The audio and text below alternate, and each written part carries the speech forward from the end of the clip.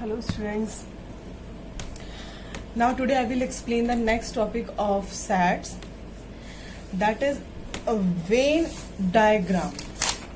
तो जैसे कि हमारे ऑपरेशंस होते हैं नॉर्मल मैथ्स में, प्लस माइनस करते हैं ना, एडिशन सब्ट्रैक्शन एंड ऑल, तो उसी तरीके से हमारा ये सेट्स में भी ऑपरेशंस फंक्शंस होते हैं जिसको हम वेन डायग्राम के थ्रू रिप्रेजेंट कर सकते हैं. तो ये बहुत इंपॉर्टेंट टॉपिक है बच्चों, दैट इज वेन डायग्राम. ठीक है. Most of the relationships between sets can be represented by means of diagram which are known as Venn diagrams. ये हो गया उसका डेफिनेशन. और ये किसके, इन्होंने इंग्लिश लॉजिशियन थे जॉन वेन, उन्होंने ये दिया था वेन डायग्राम का जो कॉन्सेप्ट है. ठीक है. अब these diagrams consist rectangle and circles to show the diagram. Let me show you. जैसे ये आपका फिगर है, इसमें ये जो रेक्टेंगल है ये पूरा यूनिवर्सल सेट को रिप्रेजेंट करेगा. यूनिवर्सल सेट हम लास्ट लेक्चर में पढ़ चुके हैं. यूनिवर्सल सेट वो होता है जिसमें कि सारे सबसेट्स आ जाते हैं. That means master of all subsets. ठीक है. तो एक तरह से ये हमारा यूनिवर्स हो गया. उसके बीच में जो ये एलिमेंट्स हैं इनके अपने आपस में सबसेट्स बनेंगे जो कि हम इस सर्कल से रिप्रेजेंट करेंगे.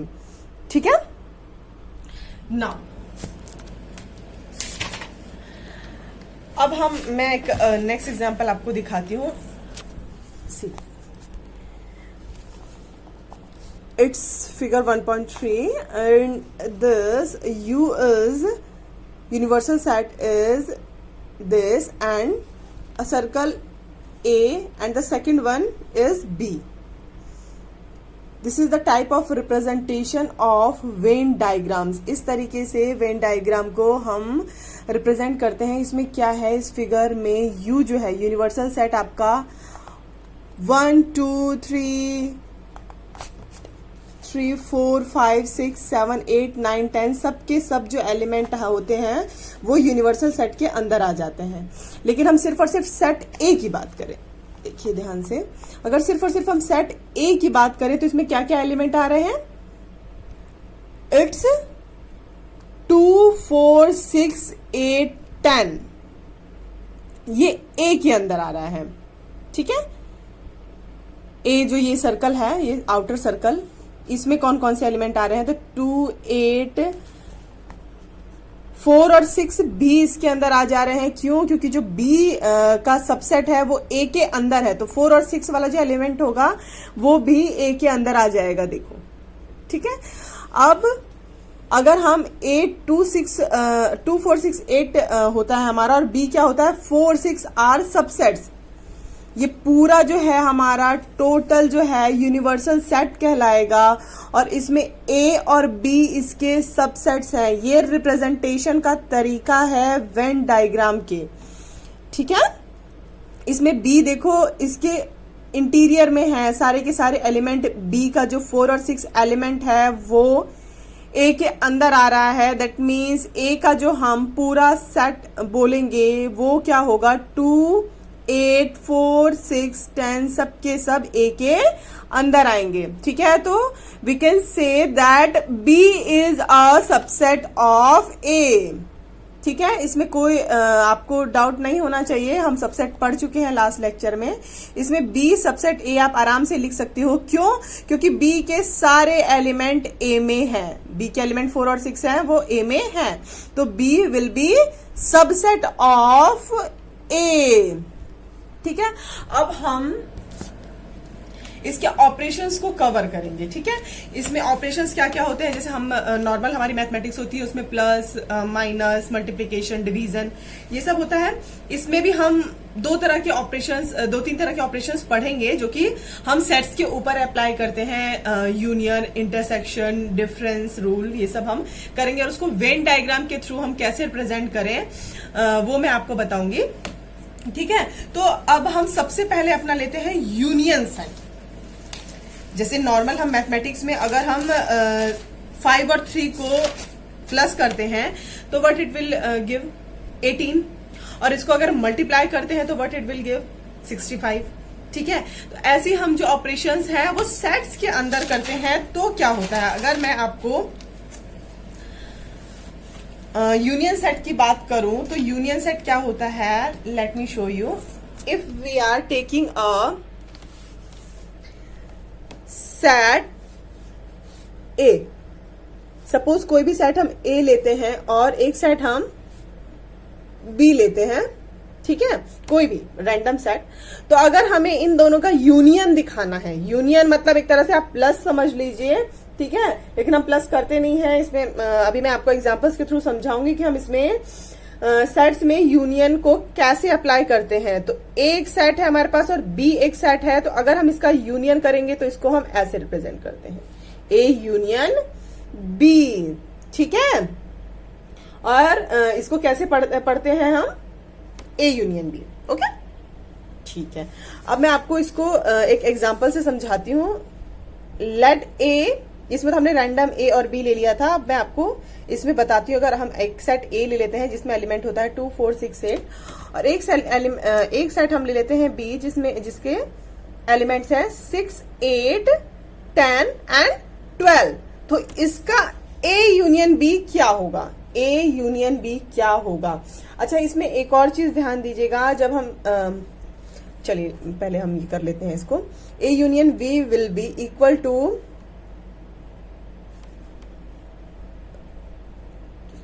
2, 4, 6, 8, 10 एंड 12। देखो 2, 4, 6 इसमें भी है, 6, 8 इसमें भी है। तो हम इन दोनों एलिमेंट को दो बार नहीं लिखेंगे, क्योंकि सेट में हम सिर्फ और सिर्फ एलिमेंट एक ही बार लिख सकते हैं। तो जब हम यूनियन करेंगे तब भी अगर दोनों सेट में एलिमेंट दो बार है फिर भी हम एक ही बार लिखेंगे, ठीक है। तो इस तरीके से हम किसी भी सेट के यूनियन को रिप्रेजेंट करते हैं। Hope this is clear for you, okay. अब हम एक और एग्जांपल लेते हैं। Let A E I O U a set A and B is A I U. तब हम ए यूनियन ए, हमको इसको शो करना है कि ए यूनियन बी जो हम करेंगे वो ए के बराबर आएगा, ये आपको शो करना है। तो हम इसमें जब इसका ए यूनियन बी लेते हैं तो what it will come, A E I O U, इसमें ए आई यू है तो ये क्या आ जाएगा, ए ई आई ओ यू। इसमें बी के भी एलिमेंट आ गए जो कि ए आई यू है। हम दो बार नहीं लिखते हैं इसलिए एक ही बार लिखेंगे। तो ए यूनियन बी जो है हमारे पास ए ई आई ओ यू आ गया, जो कि एज इट इज ए की तरह है ना। तो ये जो स्टेटमेंट था ये प्रूव हो गया कि ए यूनियन बी जो है वो ए के ही इक्वल है, ठीक है। अब हम एक और एग्जांपल लेते हैं। Let X equal to Ram, Gita, Akbar B the set of students of class 11th who are in school hockey team, ठीक है। Let Y is equal to Gita, David, Ashok, ठीक है। B the set of student from class 11th who are in school football team, find X union B and interpret the set. ये बहुत ही लंबा चौड़ा सा question था जिसमें कुछ भी नहीं है। इसमें राम, गीता और अकबर एक एक्स के एलिमेंट है और वाई में कौन है, गीता, डेविड और अशोक। तो हम जब इसका एक्स यूनियन वाई लिखेंगे तो इट विल बी, एक तो आपके पास राम है, देन गीता है, अकबर इज द, अच्छा गीता इसमें भी है वाई में, तो गीता को हम एक ही बार लेंगे, ठीक है। David and Ashok, okay. तो ये एक सेट को फर्दर रिप्रेजेंट करेगा जो कि हम एक्स यूनियन वाई इसको बोलेंगे, ओके। ये बहुत ही इजी टॉपिक है, इसमें इतनी कंफ्यूजन होनी नहीं चाहिए। स्टिल अगर आपको कोई कंफ्यूजन है तो यू कैन आस्क। अच्छा, अगर हम ए यूनियन बी को सेट बिल्डर फॉर्म में लिखेंगे, अगर हमें ए यूनियन बी को डेफिनेशन फॉर्म में लिखना है इन सिंबल्स, तो हम कैसे लिखेंगे इसको? X such that X belongs to A or X belongs to be. आप बहुत ध्यान दीजिए इसको, यहां पे और का रिप्रेजेंटेशन है फॉर इंटरसेक्शन। या तो वो ए से बिलोंग करेगा या बी से बिलोंग करेगा, ठीक है, तो हम उसको लिख लेंगे, ठीक, और कोई भी एलिमेंट रिपीट नहीं होगा, ठीक है। अब हम इसकी कुछ प्रॉपर्टीज पढ़ेंगे, यूनियन सेट की प्रॉपर्टीज पढ़ेंगे। अच्छा, अगर इसको हमें वेन डायग्राम के उसमें रिप्रेजेंट करना हो, तो अगर ए यूनियन बी है हमारे पास, तो हम इसको ऐसे रिप्रेजेंट करेंगे। देखो, एक यूनिवर्सल सेट है आपका, ठीक है, और इसमें एक सबसेट है उसका ए, ठीक है, और दूसरा सबसेट है बी। तो ए यूनियन बी कहने का मतलब ये हुआ कि हमारे पास दोनों के दोनों सबसेट पूरी तरीके से हम उसको लेंगे, मतलब हम सारे के सारे पोर्शन को शेडेड किया है, देखो ब्लू ब्लू दिख रहा है, ठीक है, तो मतलब कि सारा का सारा पोर्शन कवर हो जाएगा उसमें ए यूनियन बी में। अब इंटरसेक्शन अगर हम लेते हैं, नहीं इंटरसेक्शन नहीं, I will now explain some properties of union. तो इसकी पहली प्रॉपर्टी अगर हम ले लें, प्रॉपर्टीज होती है ना, जैसे हम ये कॉम्पिटिटिव लॉ, एसोसिएटिव लॉ और ये सब पढ़ते थे, हर उसमें पढ़ते ही हैं। तो कॉम्पिटिटिव लॉ क्या होता है? कॉम्पिटिटिव लॉ होता है जब हम ए को बी से ऑपरेट करें या बी को ए से ऑपरेट करें, हमारा जो रिजल्ट आता है उसमें कोई भी डिफरेंस नहीं आता है। जैसे ये प्लस में हम लोगों ने पढ़ा, आप लोगों ने पढ़ा होगा बचपन में, अभी तक पढ़ाई होगा कि लाइक अगर हम 3+2 करें या 2+3 करें तो रिजल्ट विल बी 5। इसमें कोई वो नहीं होता। तो कॉम्पिटिटिव लॉ किसमें लगता है? कॉम्पिटिटिव लॉ इसमें अप्लाई होता है। लाइक अगर ए यूनियन बी एग्जिस्ट करता है, ठीक है, तो बी यूनियन ए भी एग्जिस्ट करेगा। That means it follows a commutative law, ठीक है। तो ये आपका कॉम्यूटेटिव लॉ को शो कर रहा है, मतलब ए का ऑपरेशन बी के साथ हो या बी का ऑपरेशन ए के साथ हो, result will be as it is, equal ही रहेंगे रिजल्ट्स, ठीक है। नाउ सेकंड प्रॉपर्टी इसकी आती है, कॉम्यूटेटिव लॉ हम पहले से ही पढ़ते आ रहे हैं, इसलिए मैं ज्यादा इलेबोरेट नहीं कर रही हूँ। फर्दर अगर आपको कोई दिक्कत है तो यू कैन आस्क, ठीक है। अब अगर हम ऐसा लेते हैं कि ए यूनियन बी है सपोज, ठीक है, और इसका भी यूनियन एक और सेट से हो जाता है, दैट इज सी, और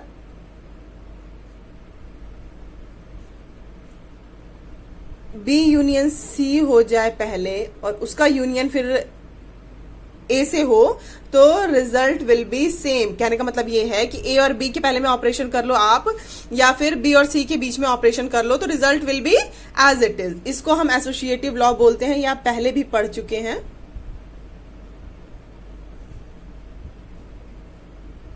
एसोसिएटिव लॉ के नाम से इसको जानते हैं। कॉम्यूटेटिव में क्या होता है कि हम इसके एलिमेंट्स का अगर हम प्लेस चेंज कर दें ऑपरेशन में, फिर भी कोई फर्क नहीं पड़ता। एसोसिएटिव में ऐसा होता है कि हम किसी भी दो एलिमेंट्स के बीच में ऑपरेशन करें, लेकिन उसका रिजल्ट जो होता है वो सेम होता है, कोई फर्क नहीं पड़ता है, ठीक है।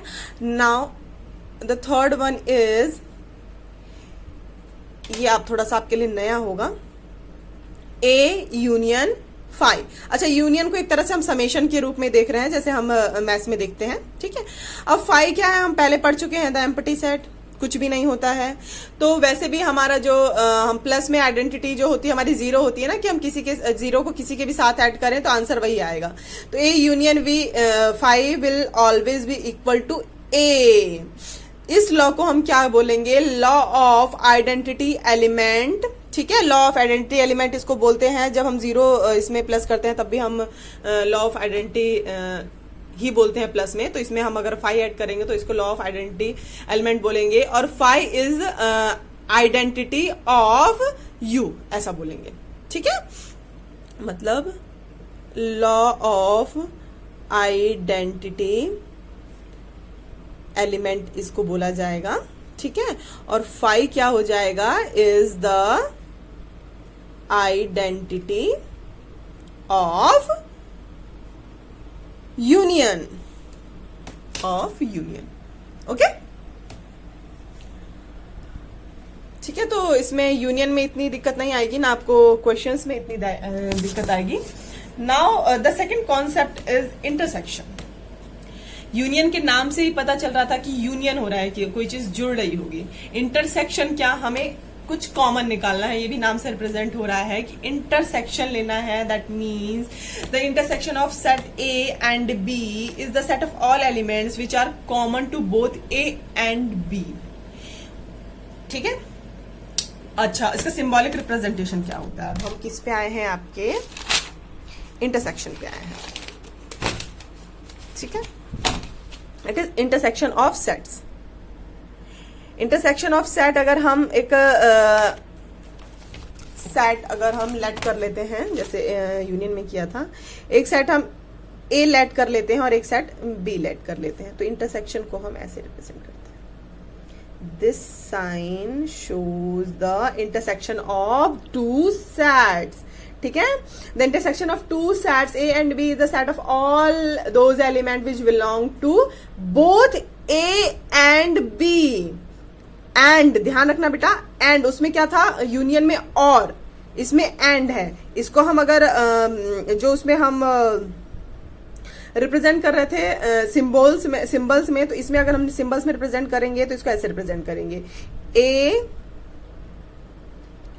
Intersection B is equal to X such that X belongs to A and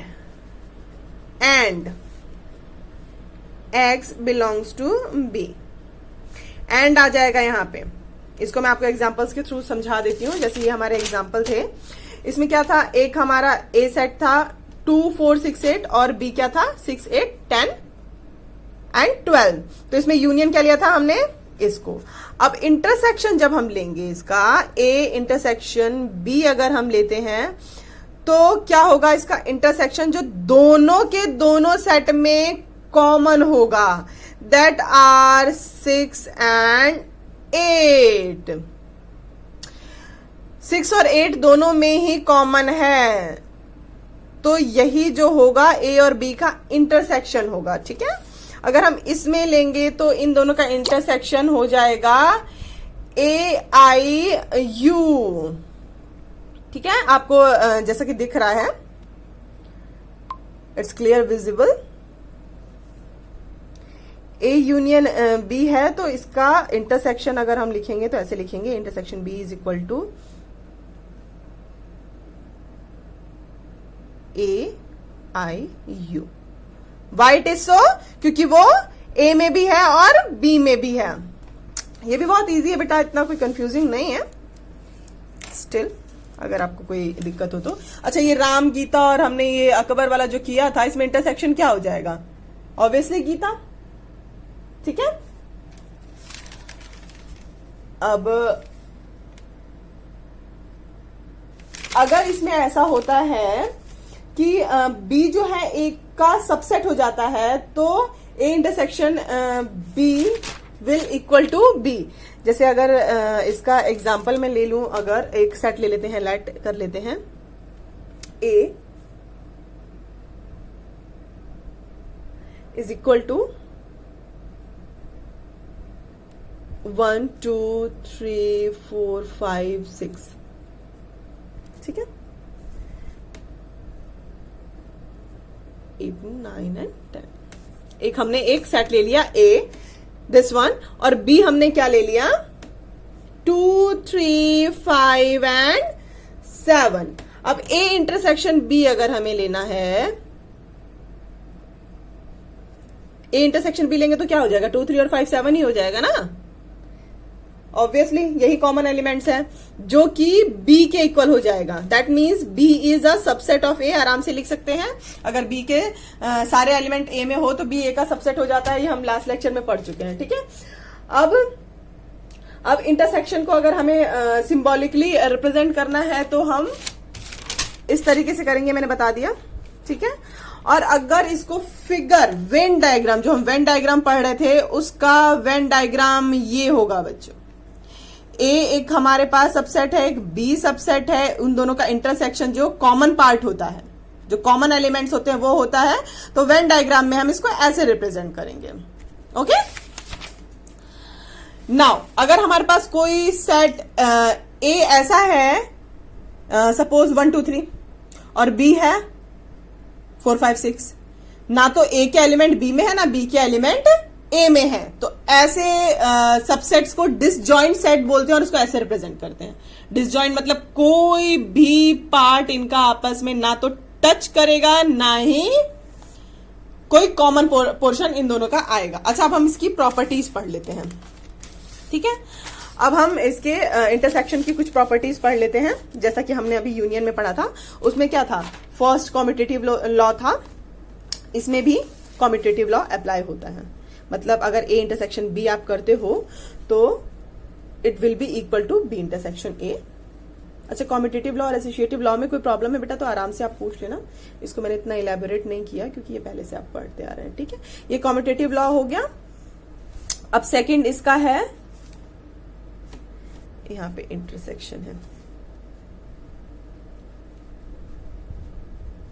ठीक है, तो अगर हम इसमें ए इंटरसेक्शन बी लेते हैं, इंटरसेक्शन सी लेते हैं, तो it will be A intersection B intersection C. मतलब कि ए और बी में इंटरसेक्शन कर लो पहले आप, या बी और सी में ऑपरेट कर लो, तो कोई फर्क नहीं पड़ेगा। मतलब कि यहाँ पे जो आपका एसोसिएटिव लॉ है वो भी पूरे तरीके से काम कर रहा है, as it is as an union. ठीक है, अच्छा, अब इसका थर्ड वन क्या है, हम यूनियन पढ़ चुके हैं, डिसजॉइंट सेट पढ़ चुके हैं, वेन डायग्राम का रिप्रेजेंटेशन पढ़ रहे हैं, इस सबको मैश मत करिएगा। ठीक है, अगर इंटरसेक्शन लेते हैं phi intersection A, then result will be phi. Getting ना, अगर कोई भी एलिमेंट नहीं है और ए का हम इंटरसेक्शन ले रहे हैं तो उसका इंटरसेक्शन कॉमन क्या आएगा, कोई भी एलिमेंट नहीं। हम ए में से तो कोई एलिमेंट ले नहीं सकते हैं। अगर इसमें कोई आपको प्रॉब्लम हो तो पूछ लीजिएगा। अगर यूनिवर्सल सेट और इंटरसेक्शन ए का लेते हैं तो ए ही आएगा ना, क्योंकि यूनिवर्सल सेट क्या होगा, पूरे सेट्स का कलेक्शन होता है ना, और ए क्या होता है, कोई भी उसका सबसेट होगा, तो इंटरसेक्शन तो सबसेट ही आएगा ना उसका। ठीक है, अब इसको क्या बोलते हैं, law of phi and universe. Law of phi and universe, U से रिप्रेजेंट करते हैं इसको, यू लाइक दिस। ओके, ठीक है, अब fourth one is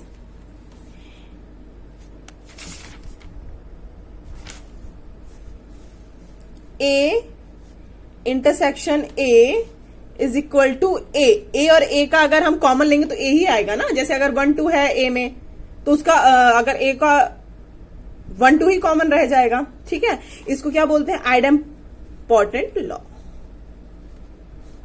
important law. अच्छा, ये लॉ आपका वहां भी अप्लाई होता है, यूनियन में भी। उसमें क्या हो जाता है, मैंने आपको शो किया था इसकी प्रॉपर्टीज, हियर इट इज। तो इसमें भी ऐसा ही था, अगर हम आइडेम्पोर्टेंट लॉ इसमें करेंगे तो यहां पे भी A union A is equal to A हो जाता है। इसको भी हम आइडेम्पोर्टेंट लॉ बोलते हैं। ओके, यहां भी हम इसको आइडेम्पोर्टेंट लॉ बोलते हैं। ठीक है, आइडेम्पोर्टेंट, IDEMPOTENTLAW लॉ। ठीक है, अच्छा, इसमें अगर हम ये मैं आपको यूनियन का बता रही हूं, यूनिवर्स के साथ अगर हम, ये यूनिवर्स है और उसका यूनियन है, दोनों अलग अलग चीजें हैं। ए करते हैं तो उसका यूनियन ही आंसर रह जाएगा, क्योंकि इसके जितने भी एलिमेंट हैं इसको अगर हम लिखेंगे तो हमारा ऑब्वियस ही बात है यू आएगा। अगर इसको अगर मुझे एग्जांपल से दिखाना है तो अगर हम यू सपोज ये ले लेते हैं 1 2 3 4 5 6 सपोज, ठीक है, और ए हम क्या ले लेते हैं, इसका सबसेट ही है ना, ये यूनिवर्स का सबसेट ही होता है कोई भी। तो अगर हम इन दोनों का यूनियन करेंगे तो क्या करेंगे, यूनियन ऑफ ए यूनियन ए, तो इट विल बी, हम सारे एलिमेंट लिखते हैं और जो एलिमेंट दो दो बार आता है उसको एक बार लिखते हैं, तो 1 2 3 4 5 और 6 ही हो जाएगा ना। तो इट शोज कि अगर हम यूनिवर्स के साथ यूनियन लेते हैं तो it will B universal set, ठीक है। अच्छा, ये 5 प्रॉपर्टीज इसमें थी आपकी जो कि यूनियन में थी, और 5 ही प्रॉपर्टीज आपकी इंटरसेक्शन में भी है। इसमें भी ए इंटरसेक्शन ए होगा, ठीक है, उसमें भी ए यूनियन ए ही था, लेकिन इसमें जो अगर यूनिवर्सल सेट के साथ अगर आप इसमें करेंगे तो इट विल बी, अगर वो मैंने यहां पे रिप्रेजेंट कर दिया आपको, अगर यूनिवर्सल सेट के साथ करेंगे तो इसको ए ही आएगा, ठीक है। अच्छा, इसमें 5th प्रॉपर्टी क्या है, अगर A intersection B union C होता है, अभी बिल्कुल ही अलग है, देखो बेटा, इंटरसेक्शन से का किसके साथ प्रॉपर्टी में बता रहा है आपको, बी यूनियन सी के साथ, और तो it will be equal to A intersection B union A intersection C, ठीक है। इसको डिस्ट्रीब्यूटिव लॉ बोलते हैं, ये आप पहले भी पढ़ चुके हैं कि अगर ये जो इंटरसेक्शन है ये इसके साथ भी हो गया, इंटरसेक्शन इसके साथ भी हो, जैसे हम प्लस पहले लिखते हैं तो अंदर का जो होता है स्प्रेड हो जाता है, तो हमें डिस्ट्रीब्यूटिव लॉ बोलते हैं। जैसे अगर 2 मल्टीप्लाइड बाय 3 + 4 होता है तो 2 जो है 3 से भी मल्टीप्लाई होगा, 2 जो है 4 से भी मल्टीप्लाई होगा, ठीक है, ऐसा ही होता है ना, इसी को डिस्ट्रीब्यूटिव लॉ बोलते हैं। ये आप पहले पढ़ भी चुके हैं, और इसको हम बोलेंगे क्या, इंटरसेक्शन डिस्ट्रीब्यूट्स ओवर यूनियन, और वाइस वर्सा भी होता है बेटा, इसका अगर यहां यूनियन होगा यहां इंटरसेक्शन होगा तो union will be distributive to internal ones, ठीक है। तो ये तो हो गए प्रॉपर्टीज इंटरसेक्शन की। आपने आज मेनली यूनियन, इंटरसेक्शन और वेन डायग्राम पढ़ा है, तो अगर हम कुछ फिगर्स का वेन डायग्राम देखें तो इट इज लाइक दिस। अगर हम बी यूनियन सी देख रहे हैं तो it will show the B and C whole covered, देखो ब्लू शेडेड है, ठीक है। अगर ए इंटरसेक्शन बी हमको दिखाना है तो it will be this portion, A और सी, सॉरी बी, ए और बी का जो कॉमन पोर्शन होगा वही ए इंटरसेक्शन बी होगा। A intersection B union C, B union C भी होना चाहिए, और इंटरसेक्शन किसके साथ होना चाहिए, बी यूनियन सी के साथ। तो बी यूनियन सी का सिर्फ और सिर्फ ये वाला जो पोर्शन होगा वही ए के इंटरसेक्शन में आएगा, इसलिए हम इसको इस तरीके से रिप्रेजेंट करेंगे। वेन डायग्राम का रिप्रेजेंटेशन भी सीखना आपको बहुत ज्यादा जरूरी है, और ये इजी है, इतना नॉट टू टफ। अब ए इंटरसेक्शन सी अगर हमें देखना है तो ऐसे रिप्रेजेंट होगा, A intersection B union A intersection C, ठीक है। इसको हम ऐसे रिप्रेजेंट कर रहे हैं, इसको में आपको कोई दिक्कत हो तो आप पूछ लेना, ठीक है। अब हमने यूनियन पढ़ लिया, इंटरसेक्शन पढ़ लिया, प्रॉपर्टीज पढ़ ली उस पे कि क्या होता है, वेन डायग्राम पढ़ लिया, वेन डायग्राम का रिप्रेजेंटेशन पढ़ लिया, ठीक है। अब हमारे पास आज का लास्ट टॉपिक जो होगा वो है difference of sets. Difference of sets जैसा कि नाम से ही पता चल रहा है ना, डिफरेंस ऑफ सेट्स मतलब कि हम जो एलिमेंट है उसको हटाएंगे। डिफरेंस मतलब सब्ट्रैक्शन होता है ना वैसे तो मैथ्स में, तो here it will be in this form. Late me show you difference of set अगर हम कहते हैं तो कैसे उसको हम अप्लाई करेंगे। इसका अगर हम डेफिनेशन बोलेंगे, the difference of sets of the set A and B in this order is that set elements which belongs to A but not to B is difference of sets, and we represent it as A हमारे पास कोई set है, B हमारे पास कोई set है, ये है representation of a difference of set. अगर हम लेट, अब एग्जाम्पल मैंने लिख के ही रखा है पहले से, तो अगर let A 1 2 3 4 5 6 and B is 2 4 6 8, तो a माइनस बी और b माइनस ए दोनों इसमें आपको शो करना है, तो a minus B will be A minus B will be, देखो 1 2 3 4 5 6, और इसमें कौन कौन से एलिमेंट है, इसमें 2 4 और 6, ठीक है, इसमें है तो इसको हम हटा देंगे। दैट मीन्स अगर a माइनस बी हम लिखेंगे तो इट विल बी 1 3 and 5, ठीक है, 1 3 and 5, 2 4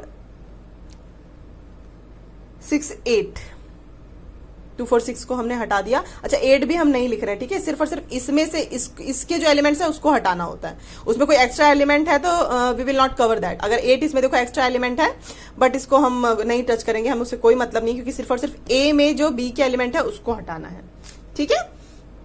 अगर हम b माइनस ए लिखते हैं तो इट विल बी, जितने भी b में a के एलिमेंट है उसको हटा दो, तो it will B b minus A will be only 8, ठीक है। 2 4 6 हमने हटा दिया जो कि इसमें था, और इसमें सिर्फ और सिर्फ 8 बचता है। तो अच्छा आप ये नोटिस करेंगे कि a माइनस बी और b minus A R not same thing, ठीक है, क्योंकि कितनी बार दिमाग में आता है कि हाँ भाई उस क्या कहते हैं 8 में से 7 को निकालो या 7 में से 8 को निकालो, तो बात वही होगी, लेकिन ऐसा होता नहीं है। ऑब्वियसली डिफरेंस में वैसे भी साइन चेंज हो जाता है, या हम बहुत पहले से पढ़ते आ रहे हैं कि 2 माइनस 3 और 3 minus 2 doesn't mean the same, ये हम पहले से ही पढ़ते आ रहे हैं, ठीक है। तो दैट्स ऑल फॉर टुडे। अगर हम सेट a माइनस बी लेते हैं, ठीक है, a माइनस बी लेते हैं हम अगर, और a इंटरसेक्शन b लेते हैं एंड b माइनस ए लेते हैं, तो ये सबके सब डिसजॉइंट होंगे। डिसजॉइंट कहने का क्या मतलब है कि कोई भी एलिमेंट इनका कॉमन नहीं होगा। डिसजॉइंट सेट्स हम अभी पढ़ चुके हैं, हम डिसजॉइंट मतलब कोई भी इनके एलिमेंट जो होते हैं वो कॉमन नहीं होते हैं। The intersection of any of these two set is null set. Null set क्या होता है, जो कि उसमें कोई भी सेट नहीं होता है, दैट इज 5, मतलब कोई भी एलिमेंट नहीं होता है, दैट इज 5। अच्छा a माइनस बी को अगर हम यूनिवर्सल सेट में रिप्रेजेंट करेंगे तो ऐसे रिप्रेजेंट करेंगे, देखो ये यूनिवर्स है और a में से b को हम पूरा हटा देंगे, a में जो भी b का पोर्शन होगा उसको हम लेंगे ही नहीं, सिर्फ और सिर्फ ये जो ब्लू वाला पोर्शन है ये होता है। अच्छा a इंटरसेक्शन b हमने ऐसा लिया, a माइनस बी इसको रिप्रेजेंट करेगा और b माइनस ए इसको रिप्रेजेंट करेगा, ठीक है, जो कि मैं भी बता रही थी कि बिल्कुल ही डिसजॉइंट सेट होते हैं, एकदम ही कुछ कॉमन एलिमेंट नहीं होता है इनमें। चलो, hope you got this lecture. अगर इसमें कोई प्रॉब्लम है तो आप पूछ लीजिएगा मुझसे। So that's all for today, thank you.